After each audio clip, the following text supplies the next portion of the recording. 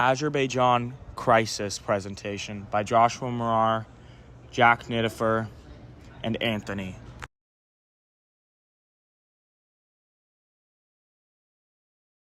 Azerbaijan Crisis occurred from 1945 to 1946 at the end of World War II and resulted from continual placement of troops and activity from the USSR to spread their ideals and gain a new proxy nation in the Middle East.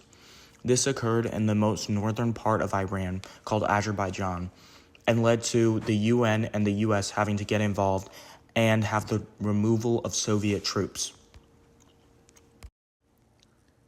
The Soviet Union used this area to try to gain a new proxy nation and gain access to the Middle East oil and other natural resources that this key area held. It was also to cement its power over the U.S. and how many proxy nations they had and how far they could spread communism. My job as the impact assessor was to figure out the short-term consequences, which were within 2 to 5 years of the incident, the long-term consequences, which were within 7+ years of the incident, and the modern consequences, which were any time past, I'd say 10 years. The short-term consequences of this were that Iran regained its control over its northern territory in Taibaz, which was where Soviet powers and the groups that it had empowered, such as the Azerbaijan's People Government and the Kurdish Republic of Mahadbad, were in control. They also began to have extreme distrust for the Soviet Union. It pushed Iran closer to the United States and Britain for protection and made an early Cold War alignment, which Iran ended up being used as a proxy nation for a couple years by the United States. Globally, it showed how quickly post-war connections and allies were breaking down and helped set the stage for the Truman Doctrine that would come and the U.S. policy of anti-communism. The long-term consequences were the deepened divide between the West and the Soviet bloc, which shaped Middle Eastern politics for decades and even to this day.